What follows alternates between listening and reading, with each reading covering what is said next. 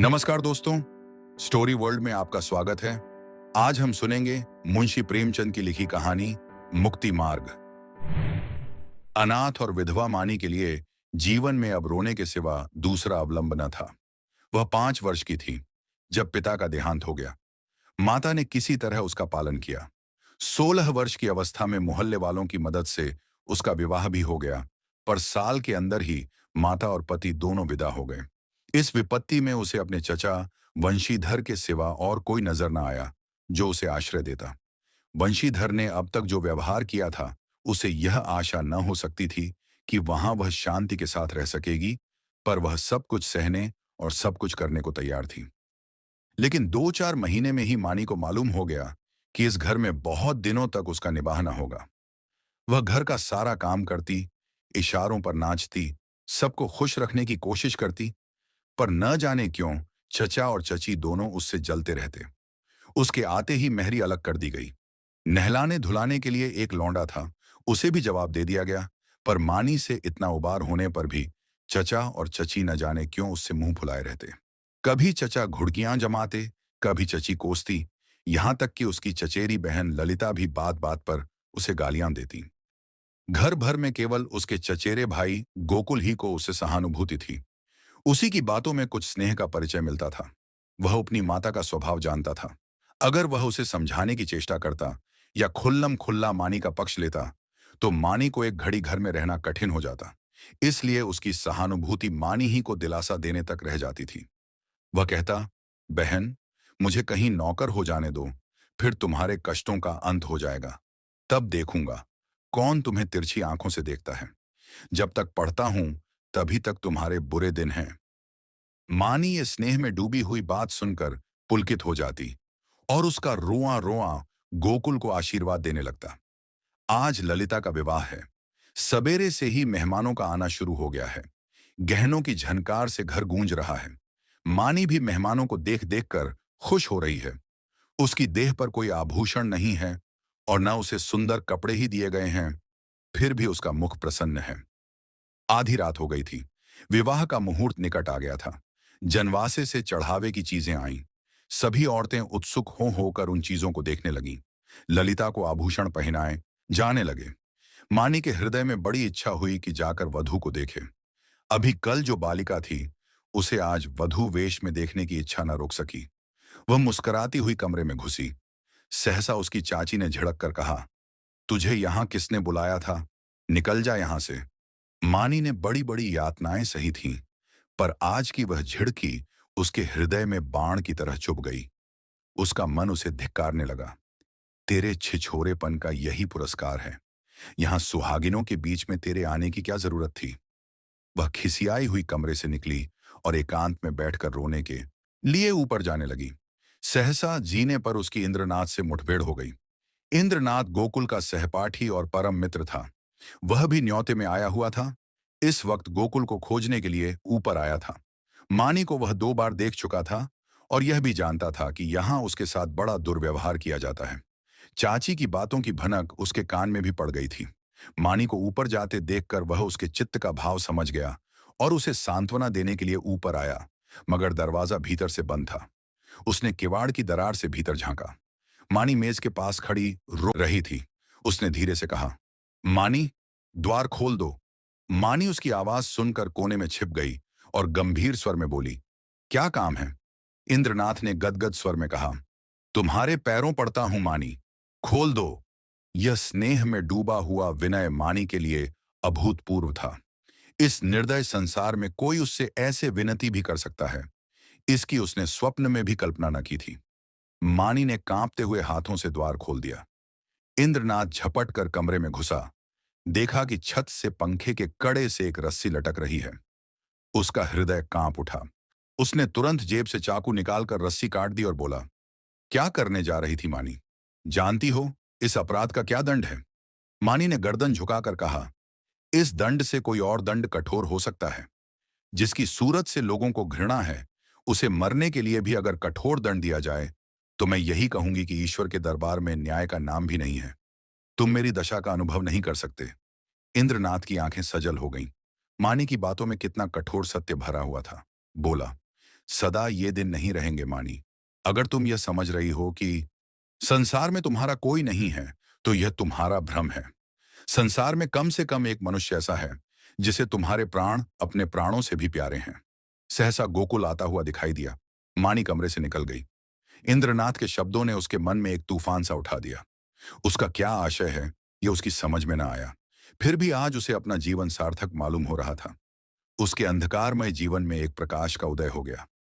इंद्रनाथ को वहां बैठे और मानी को कमरे से जाते देखकर गोकुल को कुछ खटक गया। उसकी त्योरियां बदल गईं। कठोर स्वर में बोला, तुम यहां कब आए? इंद्रनाथ ने अविचलित भाव से कहा, तुम्ही को खोजता हुआ यहां आया था।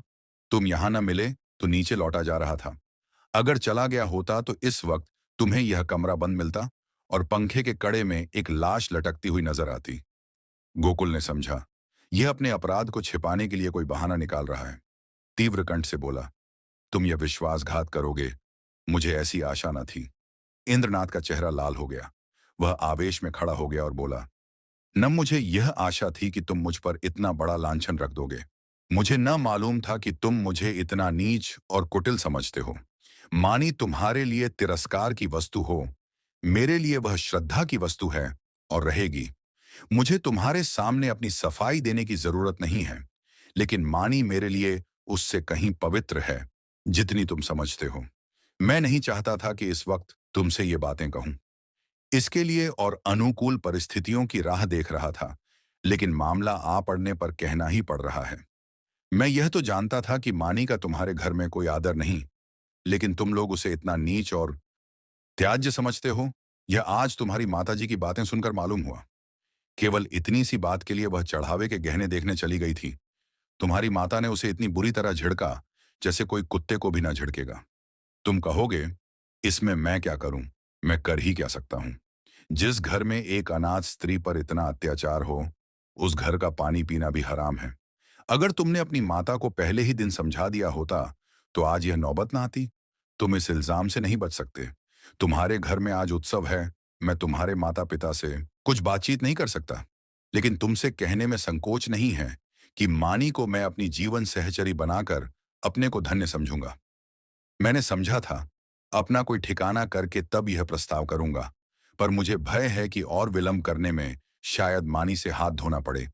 इसलिए तुम्हें और तुम्हारे घर वालों को चिंता से मुक्त करने के लिए मैं आज ही यह प्रस्ताव किए देता हूं। गोकुल के हृदय में इंद्रनाथ के प्रति ऐसी श्रद्धा कभी न हुई थी।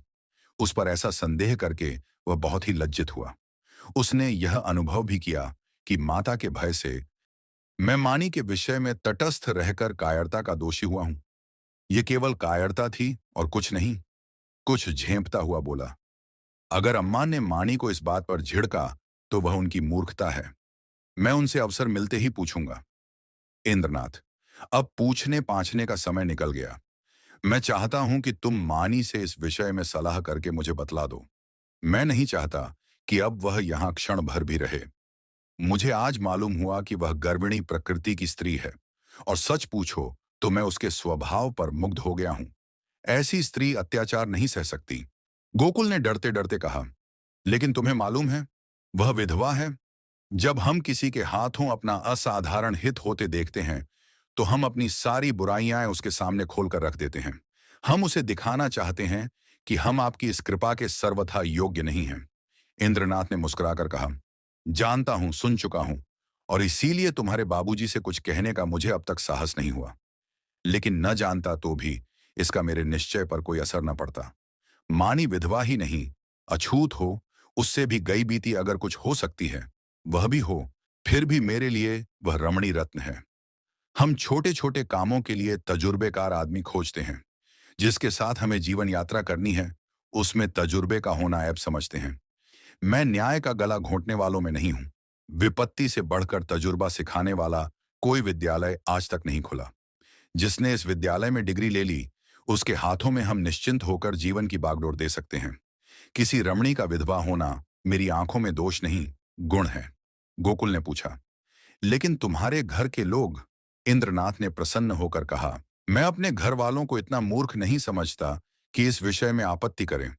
लेकिन वे आपत्ति करें भी तो मैं अपनी किस्मत अपने हाथ में ही रखना पसंद करता हूं। मेरे बड़ों को मुझ पर अनेकों अधिकार हैं।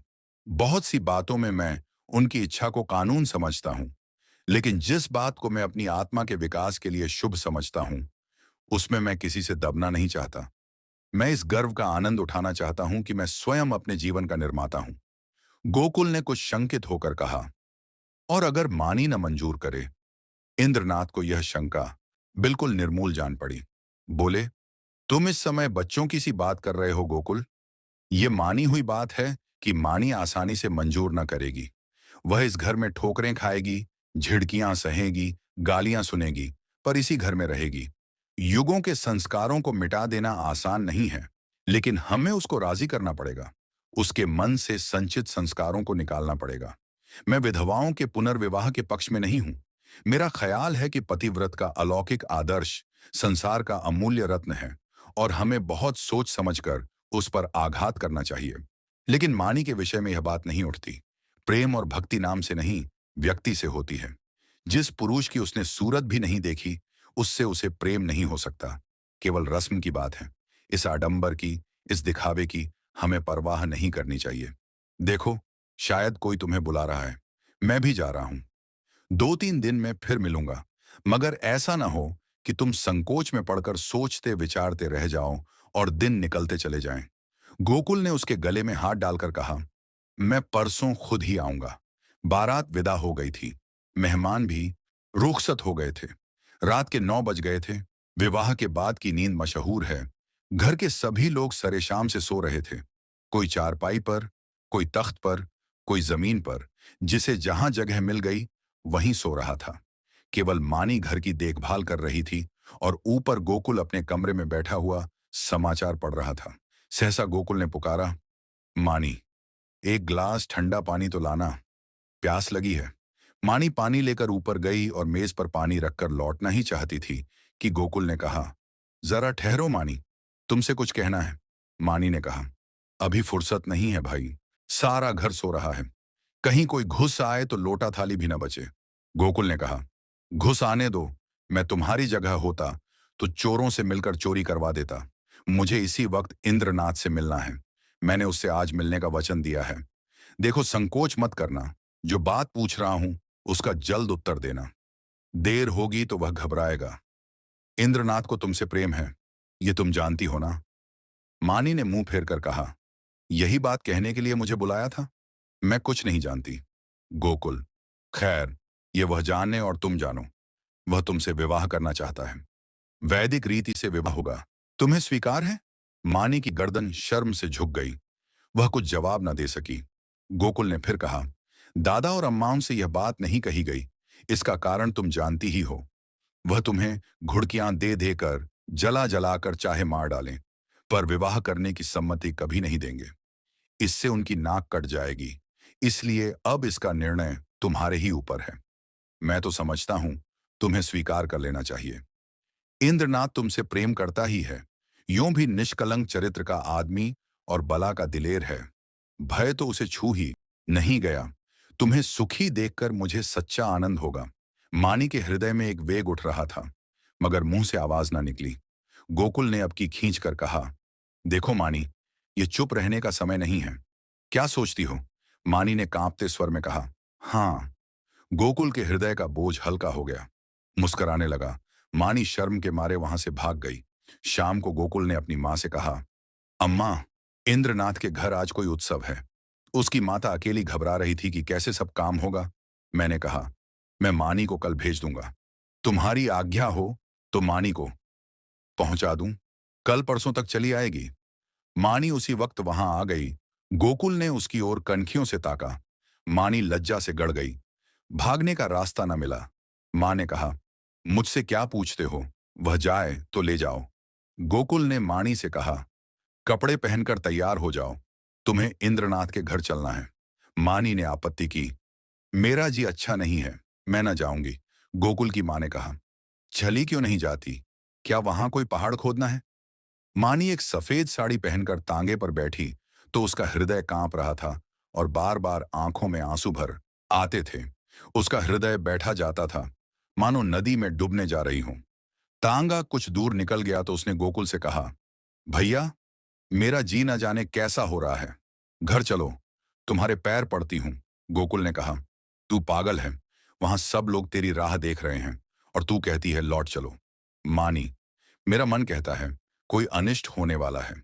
गोकुल, और मेरा मन कहता है तू रानी बनने जा रही है। मानी, 10-5 दिन ठहर क्यों नहीं जाते? कह देना मानी बीमार है। गोकुल, पागलों की सी बातें ना करो। मानी, लोग कितना हंसेंगे। गोकुल, मैं शुभ कार्य में किसी की हंसी की परवाह नहीं करता। मानी, अम्मा तुम्हें घर में घुसने न देंगी। मेरे कारण तुम्हें भी झिड़कियां मिलेंगी। गोकुल, इसकी कोई परवाह नहीं है, उनकी तो यह आदत ही है। तांगा पहुंच गया। इंद्रनाथ की माता विचारशील महिला थीं।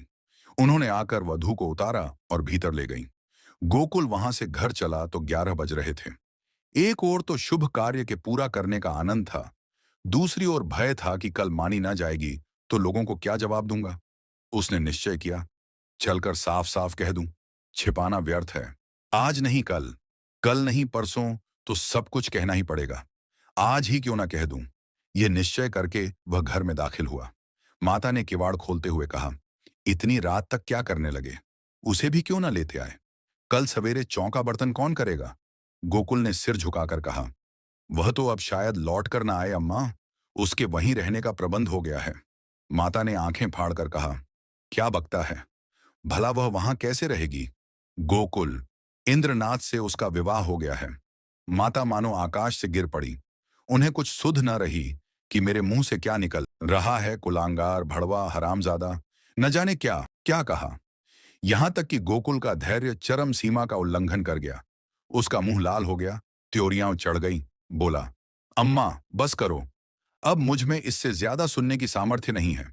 अगर मैंने कोई अनुचित कर्म किया होता तो आपकी जूतियां खाकर भी सिर न उठाता, मगर मैंने कोई अनुचित कर्म नहीं किया। मैंने वही किया जो ऐसी दशा में मेरा कर्तव्य था और जो हर एक भले आदमी को करना चाहिए। तुम मूर्खा हो, तुम्हें नहीं मालूम कि समय की क्या प्रगति है। इसीलिए अब तक मैंने धैर्य के साथ तुम्हारी गालियां सुनी। तुमने, और मुझे दुख के साथ कहना पड़ता है कि पिताजी ने भी, मानी के जीवन को नारकीय बना रखा था। तुमने उसे ऐसी ऐसी ताड़नाएं दी जो कोई अपने शत्रु को भी ना देगा। इसीलिए ना कि वह तुम्हारी आश्रित थी, इसीलिए ना कि वह अनाथिनी थी। अब वह तुम्हारी गालियां खाने ना आवेगी। जिस दिन तुम्हारे घर विवाह का उत्सव हो रहा था, तुम्हारे ही एक कठोर वाक्य से आहत होकर वह आत्महत्या करने जा रही थी। इंद्रनाथ उस समय ऊपर न पहुंच जाते तो आज हम तुम सारा घर हवालात में बैठा होता।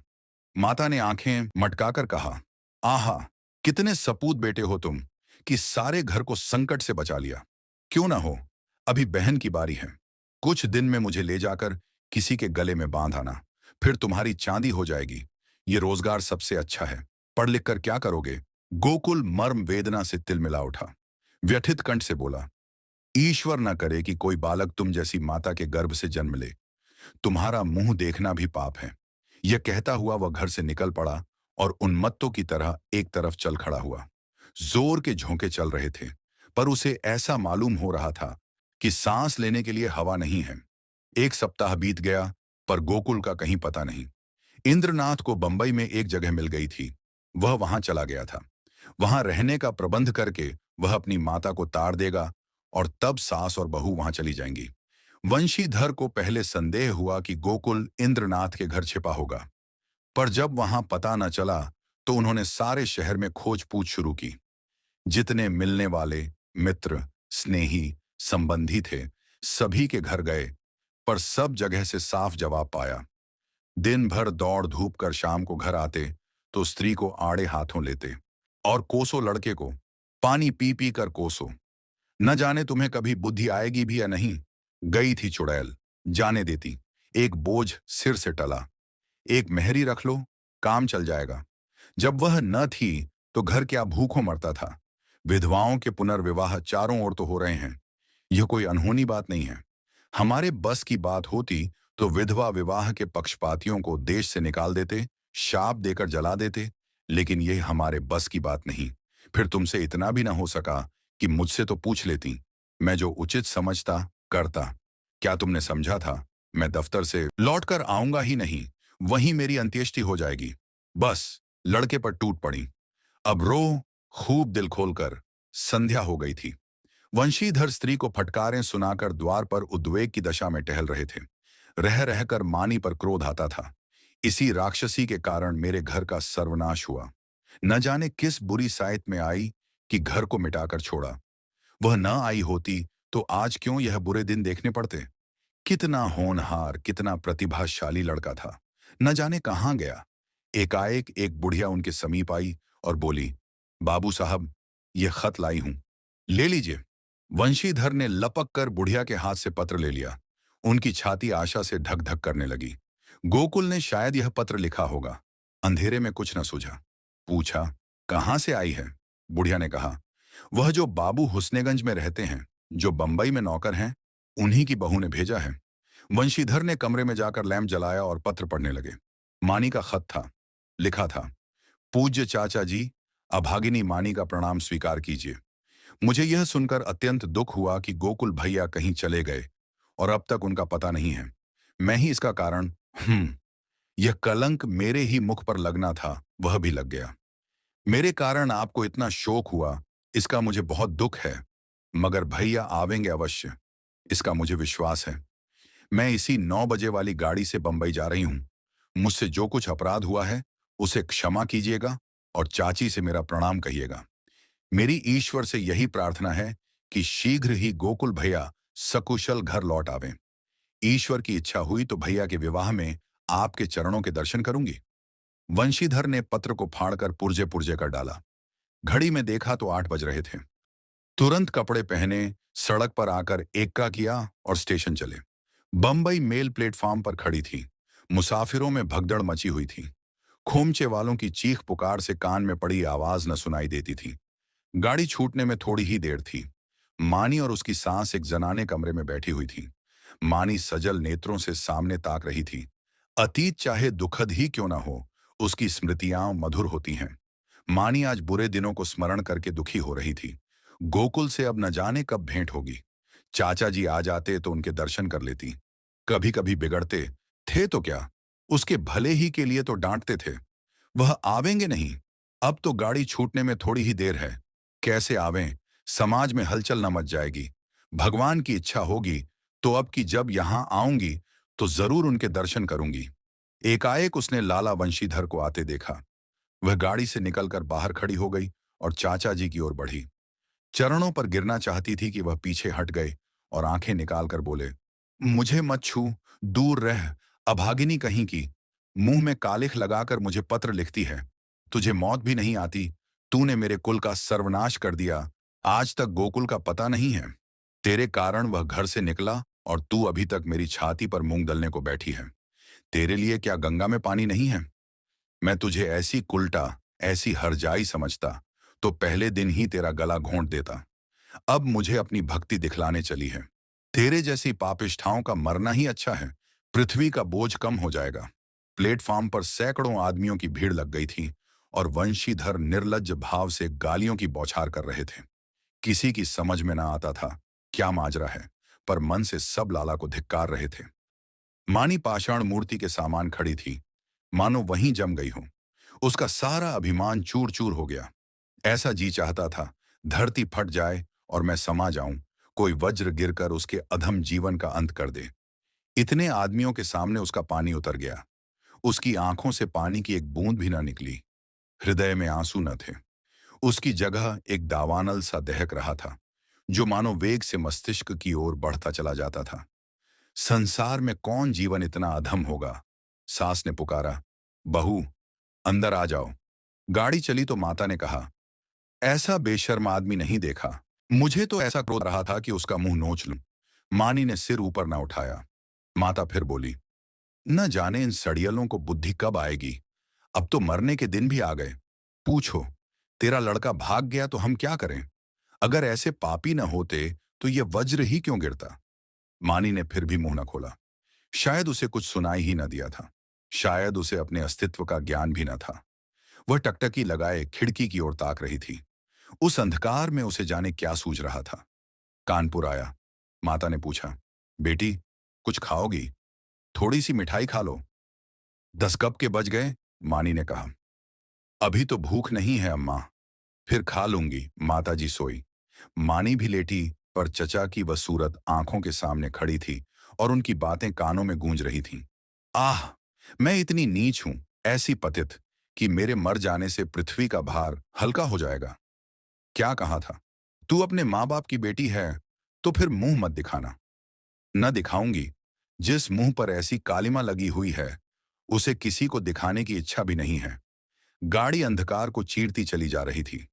मानी ने अपना ट्रंक खोला और अपने आभूषण निकालकर उसमें रख दिए। फिर इंद्रनाथ का चित्र निकालकर उसे देर तक देखती रही। उसकी आंखों में गर्व की एक झलक सी दिखाई दी। उसने तस्वीर रख दी और आप ही आप बोली, नहीं नहीं, मैं तुम्हारे जीवन को कलंकित नहीं कर सकती। तुम देवतुल्य हो, तुमने मुझ पर दया की है। मैं अपने पूर्व संस्कारों का प्रायश्चित कर रही थी। तुमने मुझे उठाकर हृदय से लगा लिया, लेकिन मैं तुम्हें कलंकित न करूंगी। तुम्हें मुझसे प्रेम है। तुम मेरे लिए अनादर, अपमान, निंदा सब सह लोगे, पर मैं तुम्हारे जीवन का भार न बनूंगी। गाड़ी अंधकार को चीरती चली जा रही थी। मानी आकाश की ओर इतनी देर तक देखती रही कि सारे तारे अदृश्य हो गए और उस अंधकार में उसे अपनी माता का स्वरूप दिखाई दिया। ऐसा उज्ज्वल, ऐसा प्रत्यक्ष, कि उसने चौंक कर आंखें बंद कर लीं। न जाने कितनी रात गुजर चुकी थी। दरवाजा खुलने की आहट से माताजी की आंखें खुल गईं। गाड़ी तेजी से चलती जा रही थी, मगर बहू का पता न था। वह आंखें मलकर उठ बैठी और पुकारा, बहू, बहू। कोई जवाब न मिला। उनका हृदय धक धक करने लगा। ऊपर के बर्थ पर नजर डाली, पेशाब खाने में देखा, बेंचों के नीचे देखा। बहू कहीं न थी। तब वह द्वार पर आकर खड़ी हो गई। बहू का क्या हुआ? ये द्वार किसने खोला? कोई गाड़ी में तो नहीं आया? उनका जी घबराने लगा। उन्होंने किवाड़ बंद कर दिया और जोर जोर से रोने लगी। किससे पूछें? डाक गाड़ी अब न जाने कितनी देर में रुकेगी। कहती थी, बहू मर्दानी गाड़ी में बैठे। पर मेरा कहना न माना। कहने लगी, अम्मा जी, आपको सोने की तकलीफ होगी, यही आराम दे गई। सहसा उसे खतरे की जंजीर याद आई। उसने जोर जोर से कई बार जंजीर खींची। कई मिनट के बाद गाड़ी रोकी। गार्ड आया। पड़ोस के कमरे से 2-4 आदमी और भी आए। फिर लोगों ने सारा कमरा तलाश किया। नीचे तख्ते को ध्यान से देखा। रक्त का कोई चिन्ह न था। असबाब की जांच की।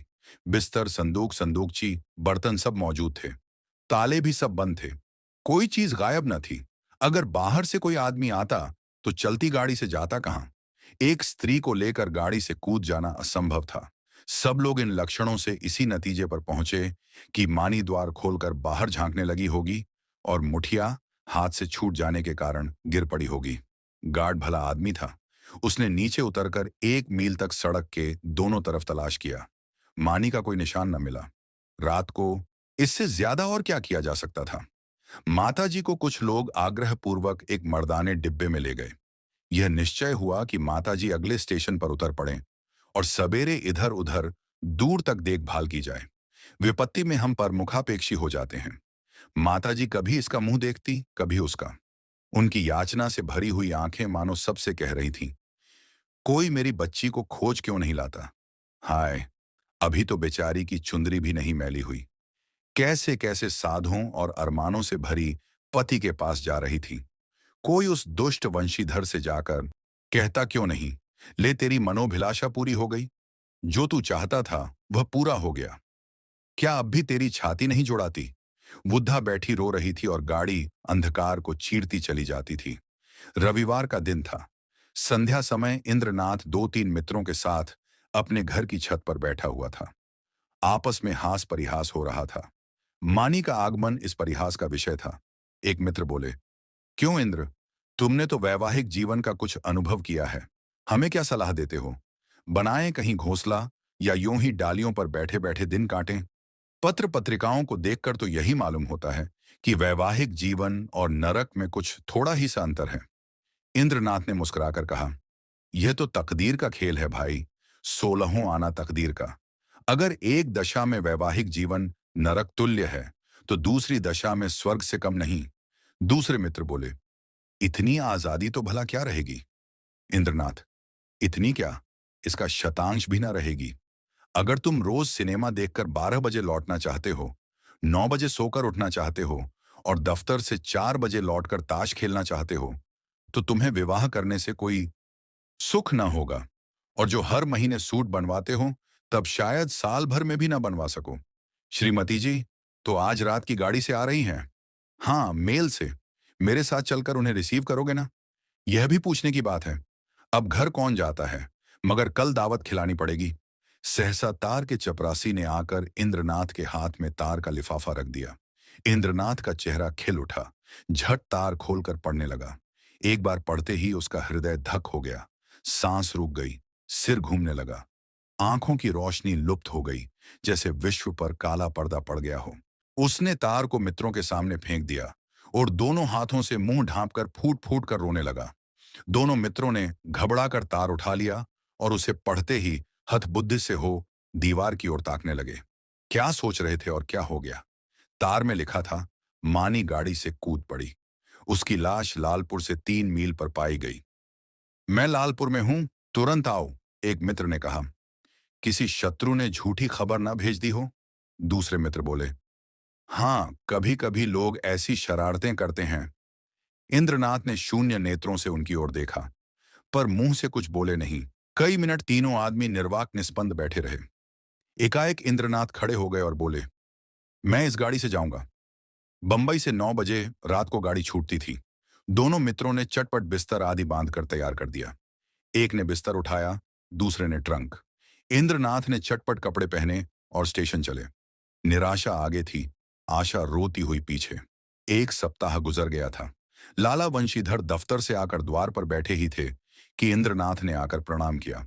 वंशीधर उसे देखकर चौंक पड़े, उसके अनपेक्षित आगमन पर नहीं, उसकी विकृत दशा पर। मानो वीतराग शोक सामने खड़ा हो, मानो कोई हृदय से निकली हुई आह मूर्तिमान हो गई हो। वंशीधर ने पूछा, तुम तो बंबई चले गए थे ना? इंद्रनाथ ने जवाब दिया, जी हां, आज ही आया हूं। वंशीधर ने तीखे स्वर में कहा, गोकुल को तो तुम ले बीते। इंद्रनाथ ने अपनी अंगूठी की ओर ताकते हुए कहा, वह मेरे घर पर हैं। वंशीधर के उदास मुख पर हर्ष का प्रकाश दौड़ गया। बोले, तो यहां क्यों नहीं आए? तुमसे कहां उसकी भेंट हुई? क्या बंबई चला गया था? जी नहीं, कल मैं गाड़ी से उतरा तो स्टेशन पर मिल गए। तो जाकर लिवा लाओ ना। जो किया अच्छा किया। ये कहते हुए वह घर में दौड़े। एक क्षण में गोकुल की माता ने उसे अंदर बुलाया। वह अंदर गया तो माता ने उसे सिर से पांव तक देखा। तुम बीमार थे क्या भैया? चेहरा क्यों इतना उतरा है? गोकुल की माता ने पानी का लोटा रखकर कहा, हाथ मुंह धो डालो बेटा। गोकुल है तो अच्छी तरह। कहाँ रहा इतने दिन? तब से सैकड़ों मन्नतें मान डाली, आया क्यों नहीं? इंद्रनाथ ने हाथ मुंह धोते हुए कहा, मैंने तो कहा था चलो, लेकिन डर के मारे नहीं आते। और था कहाँ इतने दिन? कहते थे देहातों में घूमता रहा। तो क्या तुम अकेले बंबई से आए हो? जी नहीं, अम्मा भी आई हैं। गोकुल की माता ने कुछ सकुचाकर पूछा, मानी तो अच्छी तरह है? इंद्रनाथ ने हंसकर कहा, जी हां, अब वह बड़े सुख से हैं। संसार के बंधनों से छूट गईं। माता ने अविश्वास करके कहा, चल, नटखट कहीं का, बेचारी को कोस रहा है, मगर इतनी जल्दी बंबई से लौट क्यों आए? इंद्रनाथ ने मुस्कुराते हुए कहा, क्या करता, माताजी का तार बंबई में मिला कि मानी ने गाड़ी से कूदकर प्राण दे दिए। वह लालपुर में पड़ी हुई थी। दौड़ा हुआ आया, वहीं दाहक्रिया की। आज घर चला आया। अब मेरा अपराध क्षमा कीजिए। वह और कुछ न कह सका। आंसुओं के वेग ने गला बंद कर दिया। जेब से एक पत्र निकालकर माता के सामने रखता हुआ बोला, उसके संदूक में यही पत्र मिला है। गोकुल की माता कई मिनट तक मरमाहत सी बैठी जमीन की ओर ताकती रही। शोक और उससे अधिक पश्चाताप ने सिर को दबा रखा था।